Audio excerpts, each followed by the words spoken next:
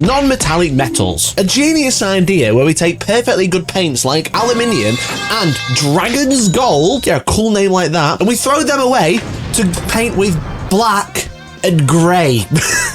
Before they discovered they could actually just put metallic flakes into a paint, they used to paint metals and gold using normal, not metallic paints. Silvers and steels, etc. were painted with a gradients of black to white, and then golds, for example, were painted with like a gradient from like browns to yellows to white, because they literally didn't have access to metallic paints. Now, in more modern art, such as, I don't know, comic books, for example, they still use these techniques because they can't paint metallic into a comic book because of printing. You can't print metallics. You can print metal, you can print titanium these days, but that's a whole different thing. And then some genius guy decided to go, yo, what if I stop using metallic paints to paint models and we use non-metallic, and then we'll look really cool and epic in front of our friends. So today I'm going to try doing that. I've been doing research. I've watched every non-metallic metal tutorial on the internet. I've been studying the blade, you could say. So today I'm going to try painting non-metallic metals for the first time using a miniature from the brand new Warmachine Shadows and Scum box set, which was kindly sent to me by Steamforge, who are also sponsoring this video. You can have a look at that set down in the description below. I'd really appreciate it. More on that soon. And we're going to give it a go. I mean, what's the worst that could happen except for losing 20 hours of my life trying to paint this damn thing when I could have just got gold from the drawer and painted it that way. So the models we're going to be painting today are from the Warmachine Starter set, Shadows and Scum, which is currently on pre-order and I believe it's out next week. And as this video is being released, the rules for these miniatures are out as well. These literally at the same time. The rules are free and they're already out. The IP for Warmachine and everything was sold to Steamforge Games last June, and they've been doing loads and loads of really cool things, of like transferring all the miniatures to become hard plastic, which is the ones we're going to be working on now, and releasing all the rules for free on an app that's updated every single week, every Wednesday. It's called Warmachine Wednesdays, my gamers. So in this box, it includes 2 cadres, which is starter game size army. One, the Shard Nocturnes cadre, and the Foulbloods cadre. We have the Chimera going against the Southern Creel's Foulbloods. It's metal dragons versus trolls. So as I said, these models are hard plastic, or HIPS, I think they call it. That's like the type of plastic they're made from. And I like these sprues because they're lettered and numbered, so each letter represents a miniature and all the numbers is all the parts that you need for it. And it's a slimmed down starter set. It has 2 starter armies in here. It doesn't have a rule book because the rules are literally free. It doesn't have a build guide because it's QR code that's a digital version. So it keeps the box slim, it keeps the cost down for you. I'm a big fan. And as you can see, the models all laid out on sprues, all together as well, so you can just clip them out and then follow the instructions step by step and get them together pretty quickly. In each faction, you're going to have a Warcaster. In this case, we're building Valak's Fates Eclipse Warlock. You've also got a War Beast, usually a War Jack, but the nice thing about Warmachine, you kind of have like the steampunk robot things. And then you have the War Beasts, which are more like dragons and giant fish things. You get a unit, and then you're going to get some solos, which are kind of like some independent characters. And today we're going to be painting up the regular solo, this cool assassin-esque metal dragon. I don't know how else to describe it. He's very sick. He's very, very cool. So I stuck Regulus to a shot glass to use as a painting handle, and then I primed him using Colourforge matte black. And obviously, any hobby stuff I'm using, there's a link down in the description. There are affiliate links that really help out the channel. And I think one non-metallic metal tutorial that stuck with me was Ninjon's video, mostly because I had the 3 paints he was using, which is black, dark grey blue, and white from Pro Acryl. And I think the main takeaway I've learned with non-metallic metals is that obviously, like with the base coat, we're not going to go into all of the recesses and paint it all the dark grey, which is obviously, this is dark grey and black. The point is not to base coat everything. The point is to paint all the highest points. Paint all the bits that are likely to reflect light, because we're not going to reflect light in the recesses. We're going to reflect light on the uppermost surfaces. Painting a base coat that's not going to the recesses, but also being a bit patchy and a bit messy on purpose is actually beneficial at this point, rather than just painting it all dark sea grey. Because if you painted it all, then we've got no reflection and no nothing. We're going to have to darken it all down later and lighten it all back up, where you can just actually just leave the recesses. It acts as a shadow.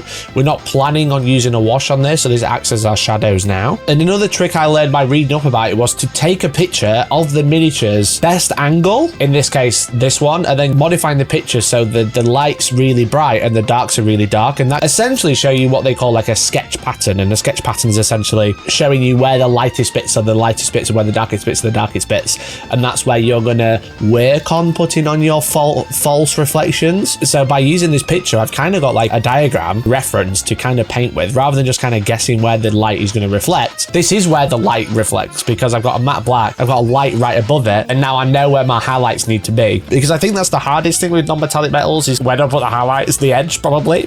Which they do, but I think what takes a bad non-metallic metal paint job to a good non-metallic metal paint job is having good placement of these reflective lights. So I think this one thing, the phone screen, one random picture I took, and then just boosting the exposure and boosting the shadows on my iPhone, this just showed me where to put the highlights, and I use this for the entire miniature. And then all we're essentially doing is highlighting like probably 20 times. I don't know, that might be exaggerating, but essentially the way that I found that a lot of people are painting non-metallic metals, mostly base coating by the recesses, and then base coating over that, but less, if that makes sense, and kind of like focusing, getting smaller and smaller. And that's kind of what's going to create your reflective gradient, because if we paint all of the base coat but not in the recesses, and then we repaint most of that with a lighter color, and then we repaint most of that color with a lighter color, and so on until we're essentially edge highlighting. So we're slowly adding more of the grey blue, and we're going for like a mid-tone.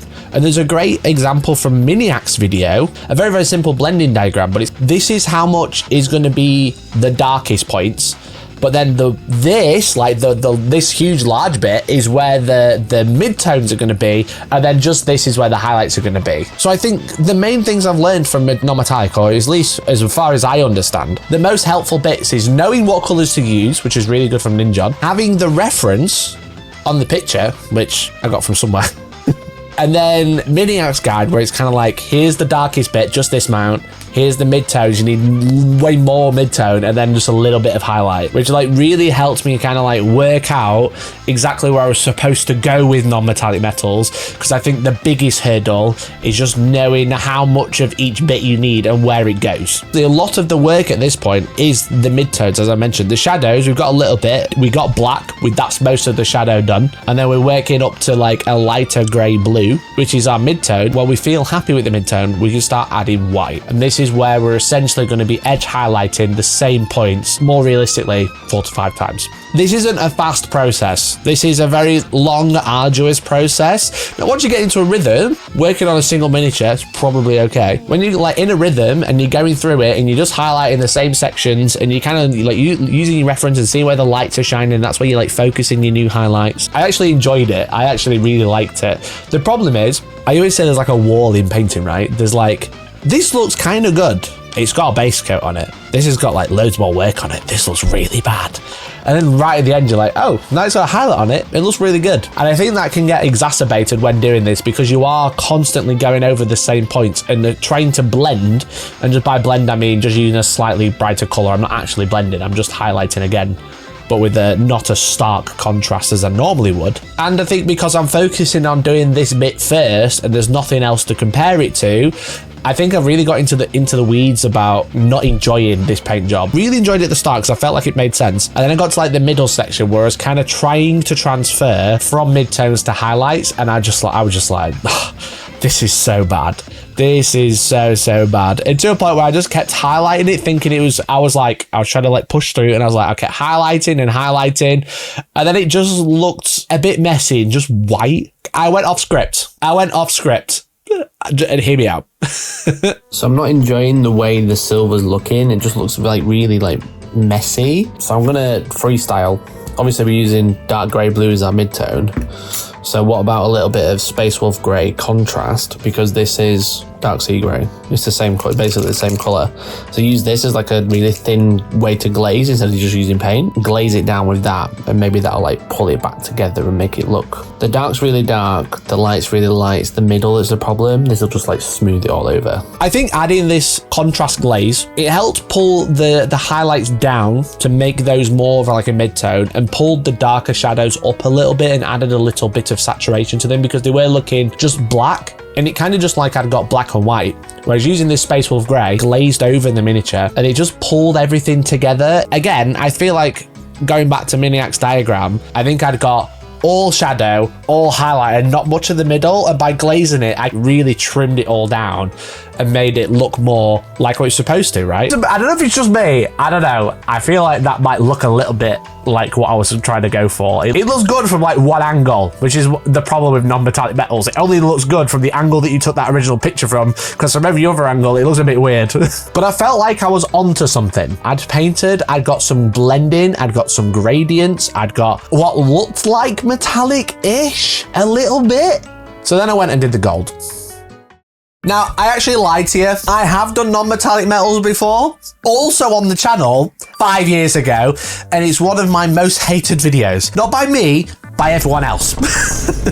I tried doing non-metallic metals with contrast paints, and this was before I had any presenting skills. The contrast had only just come out, so no one really knew how to use them. We were all experimenting. This was the time before slap chop was a thing. So I've tried non-metallic metals before with contrast exclusively. Not a great idea, so I'm going to try it again. And this time we're going to go for like browns. Browns and yellows. You're kind of following the same process, but rather than using black, blue, and white, you're using brown, yellow, and white. Okay, so the three colors we're using are cuirass leather, skulker yellow, and then white. And we're kind of just following the same process, but this time we are base coating it all brown. We are just painting all the recesses, because on the steel, the black makes a nice deep recess, but on the gold, we want that deep recess to be brown instead. Now, the box art for this miniature, for the regular solo, has non-metallic gold on it already, so I kind of had two references now. I had my original picture from on the phone, and then I had the box art as well, which actually like really helped me out.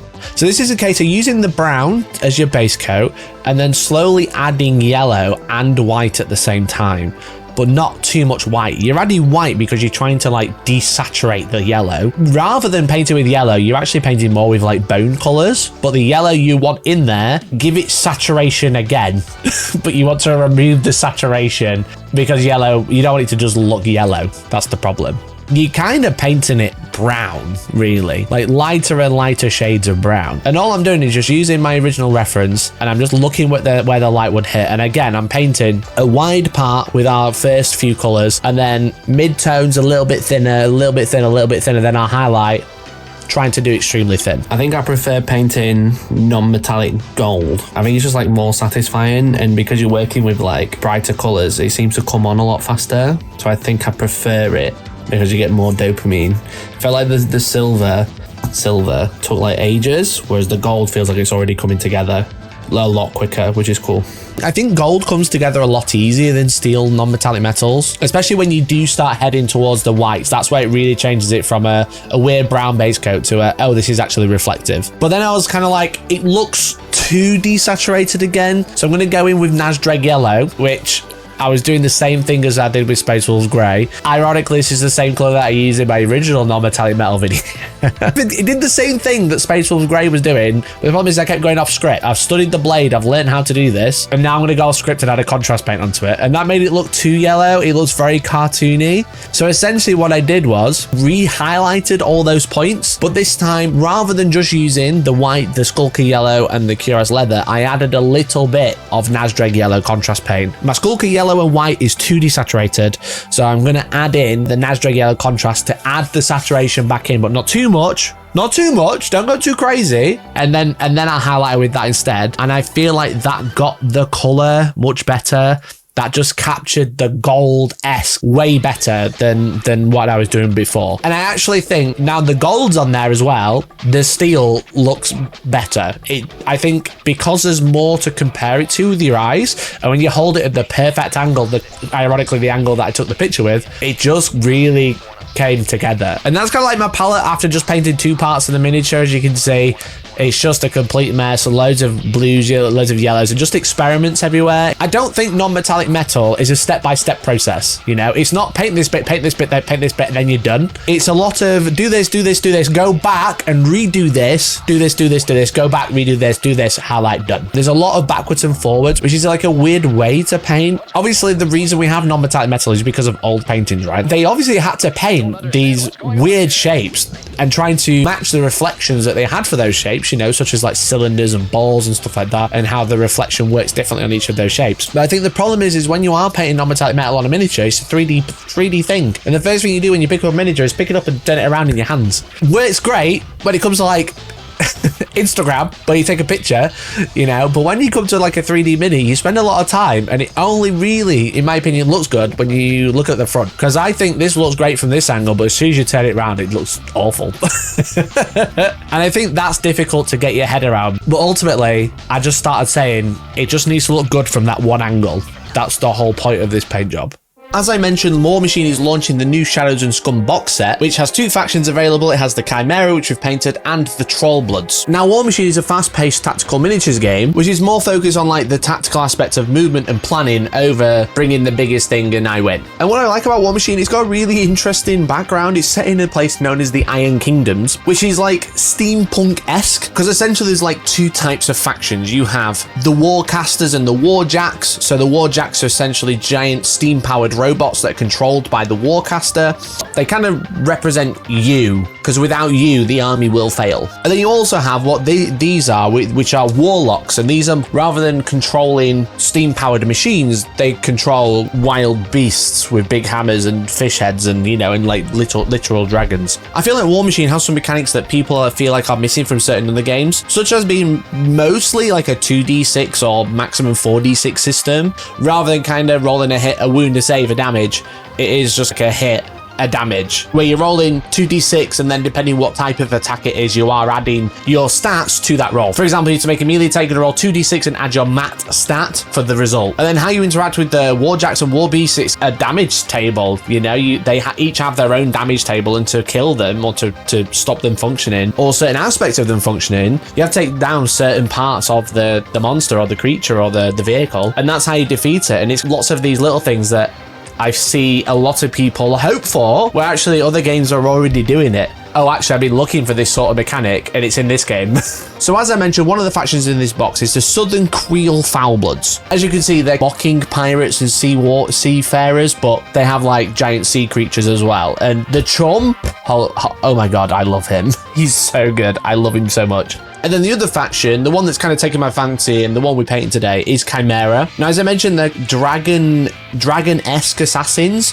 Essentially, they are flesh-crafted dragonkin that have kind of been hiding in the mountains, that are kind of now coming out because they need the resources to expand their pseudo hidden empire, essentially. They're kind of like half dragon, but then like half machine at the same time. So they've got this like weird energy where they're dragon-esque, but they're just like really just covered in steel, which is lent really well to this paint job. So they've kind of bred themselves into the perfect killing war machines because they can fly, because they're dragons, but they're also made of metal, so they're really tough. But as I mentioned, they're used to living in the shadows, so they're a much more like tactical insertion type faction compared to the trolls, which are more like a mixed arms faction compared to Strike and Fade. The Shadows and Scum box set is a perfect starter set if you are interested in either of these factions, or if you've got a friend who'd like to get into it, purely because it's a 30-point cadre. Now, 30 points is your introductory game size. You have Skirmish at 50 points, Pitched Battle at 75, and then Grand Melee and Total War at 100 points. So this is like, get on the ground, here's what you need to get started, and then you can kind of add what you like later. I used to play Warmachine. I dread to think how long ago it was. But it's a fascinating game because it's action economy, but it's a you-go-I-go system. It's not like alternating. It's kind of I activate everything, then you activate everything. It's all about that tactical placement and making sure your Warcaster is in a place where you can control your Warbeasts or Warjacks, but also being able to be played defensively at the same time, because the caster is pinnacle in your army and you need them alive to play the game. And the nice thing is all the rules are free, and as this video is going out, all the rules for this faction are being launched as well. As I said, it's Warmachine Wednesday. So before you buy anything, you can actually go through and have a look at all the rules, again, on the free app, and have a nosy at what you like. You can learn the core rules, understand what you're actually looking at, and then go forward with purchases that you might be interested in. Steamforged Games have been spoiling a few of these rules on their Instagram, but as I said, they are out now at the time of the release of this video. So thank you very much to Steamforged Games for sponsoring today's video. And now we've got our finished Regulus. I'm really happy with the way this has come out. Now, I don't think it's the best non-metallic paint job I've ever done. Wait, it is the best metallic paint job I've ever done. I don't think it's the best non-metallic paint job there's out there or videos of. But the great thing is about trying different games and trying different types of models. They're a great palette or a great canvas to try something that either you've never done or that you've done before and you did it badly. So now, all I'm going to do is going to go and download the new rules for this faction, and then I'm going to paint the rest. Probably not in non-metallic metal this time, though. This is a fun experiment. Do I fancy painting another 6 or 7 models with it? Not at 20 hours each. So thank you very much to Steamforged Games for sponsoring today's video. Again, you can check out the link in the description to the new Shadows of Scum box set. I'd really appreciate it. And maybe you want to pick up Warmachine yourself. So let me know your thoughts down in the comments below. And I thank you so much for watching today's video. I live stream every single Monday, Wednesday and Friday. And otherwise, I'll hopefully catch you in the next one. Thanks to my members. Appreciate you all. Love you. Bye now. Bye.